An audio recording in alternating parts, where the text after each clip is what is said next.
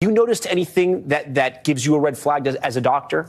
Oh, yeah, I see him 20 times a day in clinic. I mean, it's ironic because he has just such classic features of neurodegeneration. I mean, word finding difficulties, and that's not, oh, I couldn't find the word. That's from degeneration of the word retrieval area. He's also overcome stuttering, though. Could that be part of that, too? No, this is not a palatal issue or a speech discrepancy, which is very different from a lemmonode dysfunction, actual word retrieval, where you pick a similar question or talk around the issue, plus the rigidity, monotone voice. Wait, go back to that, the rigidity. What do you mean? Rigidity, loss of arm swing, standing up lordotically. You notice when he turns, it's kind of end block turning. It's not a quick turn.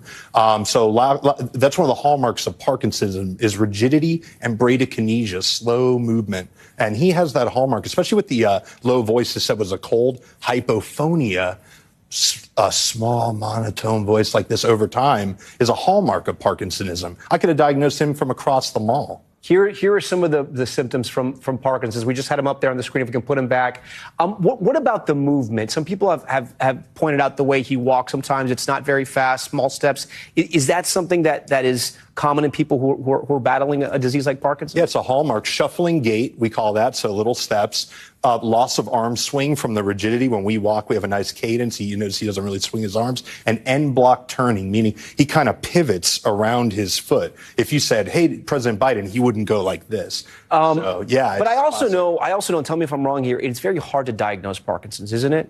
It's not simple. I mean, I've heard that it can be. It's one of the easier movement disorders to diagnose, actually. Right, but it's so clinic. There's very little other. And I'm a Democrat. I always say about this. Right. It's just like this guy is not a hard case. But I've had relatives who have gone through neurological issues, and I've heard that sometimes Parkinson's is not very easy to nail. You have to take a lot of tests. It's early on. If you're just presented with like hallucinations, that could be a variety of things, or just the cognitive problems. That could be Alzheimer's versus Parkinsonism, and that becomes a little nebulous. But once you start manifesting the hallmark motor symptoms, right? Slow movement, rigidity, mass facies, hypophonia. I mean, if a med student did not pick Parkinson's on the test, they'd be remediated. So let me ask you, you're a Democrat, you're a doctor. You sound like you're frustrated with what the White House is saying. Yeah. Why? Well, because, I'm an American before everything. And I look at it and say, when I used to see Russia, Soviet Union, North Korea, when they just make outrageous things, like when North Korea can't keep the lights on and they say, oh, it was some faulty power thing. I kind of hate that kind of stuff. They had 4 years. My own party had 4 years to find, this was a wreck in slow motion.